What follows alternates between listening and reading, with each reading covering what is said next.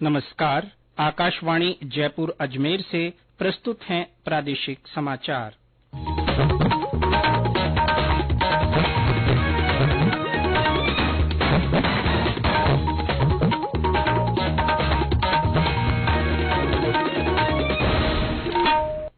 मुख्य समाचार।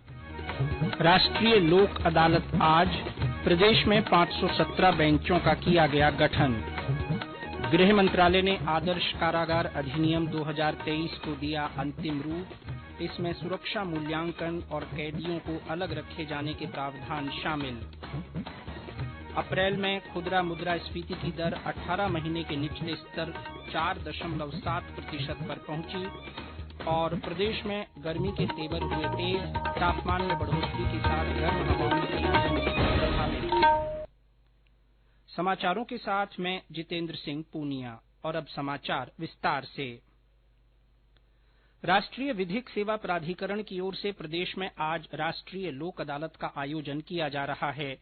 ये इस साल की दूसरी राष्ट्रीय लोक अदालत है। ये लोक अदालत राजस्थान उच्च न्यायालय की जोधपुर और जयपुर पीठ सहित प्रदेश की सभी निचली अदालतों के साथ राजस्व न्यायालयों और उपभोक्ता मंचों और प्रशासनिक अधिकरणों में लगेगी। राज्य विधिक सेवा प्राधिकरण के सचिव प्रमिल कुमार माथुर ने बताया कि पूरे प्रदेश में 517 बेंचों का गठन किया गया है, जिनमें अब तक 5,75,000 से ज्यादा प्री लिटिगेशन प्रकरण और 3,44,000 से ज्यादा मामले रेफर किए गए हैं। उपराष्ट्रपति जगदीप धनखड़ कल प्रदेश का दौरा कर विभिन्न कार्यक्रमों में भाग लेंगे। उपराष्ट्रपति पुष्कर के पवित्र ब्रह्मा मंदिर और जाट शिव मंदिर में पूजा अर्चना करेंगे। श्री धनखड़ बाद में विख्यात समाज सुधारक वीर तेजाजी की जन्मस्थली नागौर के खरनाल जाएंगे। उपराष्ट्रपति बाद में जिले के मेड़ता में पूर्व केंद्रीय मंत्री नाथूराम मिर्धा की प्रतिमा का अनावरण करेंगे। फिर वे जोधपुर के लिए रवाना होंगे। गृह मंत्रालय ने व्यापक आदर्श कारागार अधिनियम 2023 को अंतिम रूप दे दिया है। नए मॉडल कारागार अधिनियम में सुरक्षा मूल्यांकन और कैदियों को अलग रखे जाने के प्रावधान शामिल हैं। इस मॉडल में शिकायत निवारण, जेल विकास बोर्ड, कैदियों के प्रति व्यवहार में बदलाव, महिला कैदियों के लिए अलग आवास और किन्नर कैदियों के लिए कुछ विशेष व्यवस्थाएं की गई हैं। गौरतलब है कि सरकार ने औपनिवेशिक युग के पुराने जेल अधिनियम की समीक्षा और संशोधन करने का निर्णय लिया था, जिसके तहत ये मसौदा तैयार किया गया है। भारतीय दूरसंचार नियामक प्राधिकरण ट्राई ने वाणिज्यिक दूरसंचार विनियम 2018 के तहत व्हाट्सएप मैसेज के दुरुपयोग को रोकने के लिए प्रदाताओं को निर्देश जारी किए हैं। संचार मंत्रालय ने कहा है कि जनता के लिए अवांछित वाणिज्यिक मैसेज पर अंकुश लगाने के लिए कई कदम उठाए जा रहे हैं। प्रदेश में आज बिना हेलमेट दुपहिया वाहन चलाने वालों के विरुद्ध 1 दिवसीय सघन अभियान चलाकर कार्यवाही की जा रही है। अतिरिक्त पुलिस महानिदेशक यातायात वीके सिंह ने बताया कि यातायात पुलिस द्वारा सड़क दुर्घटनाओं में कमी लाने के लिए व्यापक प्रयास किए जा रहे हैं। उन्होंने बताया कि दुर्घटना संभावित स्थलों को चिन्हित कर उनमें तकनीकी सुधार भी निरंतर करवाए जा रहे हैं। सड़क दुर्घटनाओं में विशेष रूप से मई माह में होने वाली मौतों में कमी लाने के लिए ये अभियान चलाया जा रहा है। इस दौरान बिना हेलमेट दुपहिया वाहन चलाने वालों के विरुद्ध कार्यवाही करने के साथ ही जागरूकता के प्रयास किए जा रहे हैं। उपभोक्ता मूल्य सूचकांक पर आधारित खुदरा मुद्रास्फीति इस साल अप्रैल में घटकर 4.7% पर आ गई है।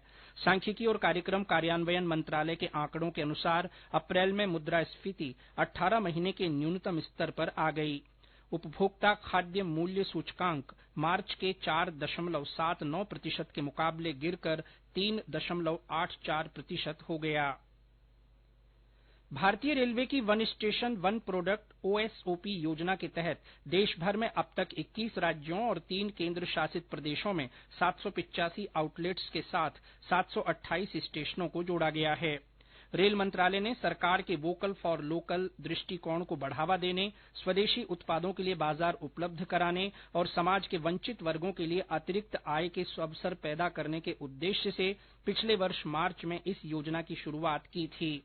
इसके तहत रेलवे स्टेशनों पर इन आउटलेट्स पर स्थानीय उत्पादों को बेचा जाता है। इन स्टॉल्स को राष्ट्रीय डिजाइन संस्थान के माध्यम से डिजाइन किया गया है।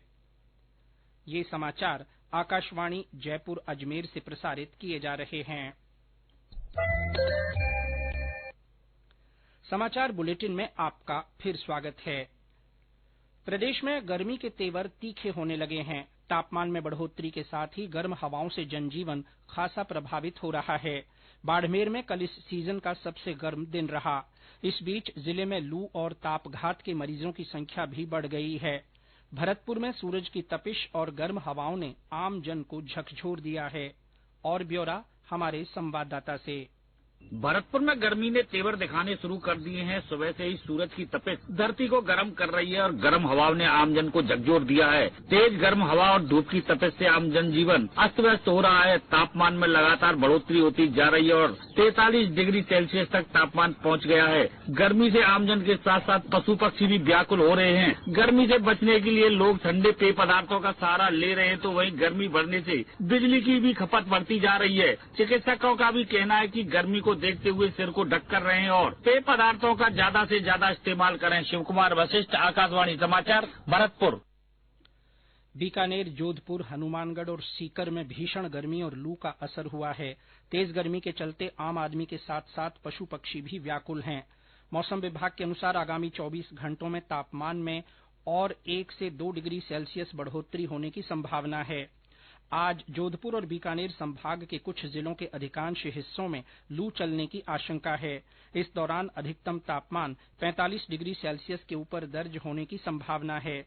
पूर्वी राजस्थान के कुछ भागों में अधिकतम तापमान 42 से 44 डिग्री सेल्सियस के बीच दर्ज होने की संभावना है। सवाईमाधोपुर में आज राजस्थान मेगा जॉब फेयर आयोजित किया जा रहा है। कौशल, नियोजन और उद्यमिता विभाग की ओर से आयोजित इस फेयर में 25 कंपनियां हिस्सा ले रही हैं। विभाग की आयुक्त रेणु जयपाल ने कल मेला स्थल दशहरा मैदान का निरीक्षण कर व्यवस्थाओं का जायजा लिया। उन्होंने कहा कि आशार्थी क्यूआर कोड की सहायता से स्कैन करके रजिस्ट्रेशन कर सकते हैं। ये फेयर शाम 4 बजे तक चलेगा। ऊर्जा मंत्री भंवर सिंह भाटी ने कल बीकानेर के खेतोलाई मूलवान में नवनिर्मित उप स्वास्थ्य केंद्र भवन का उद्घाटन किया। इस अवसर पर उन्होंने कहा कि क्षेत्र में नवनिर्मित उप स्वास्थ्य केंद्र में मानक के अनुसार सभी व्यवस्थाएं सुनिश्चित की जानी चाहिए ताकि ग्रामीणों को इनका वास्तविक लाभ मिल सके। दक्षिण पश्चिमी वायु कमान के एयर मार्शल नर्मदेश्वर तिवारी ने कल वायुसेना स्टेशन फलौदी का दौरा किया।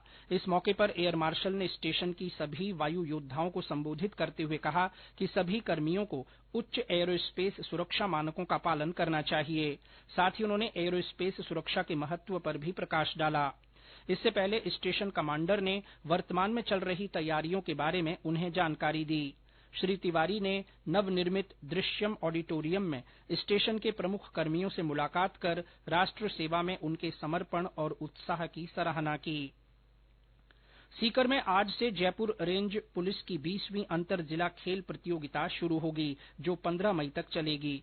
इस प्रतियोगिता में पुलिस के जयपुर रेंज के करीब 700 पुलिसकर्मी विभिन्न खेलों में हिस्सा लेंगे।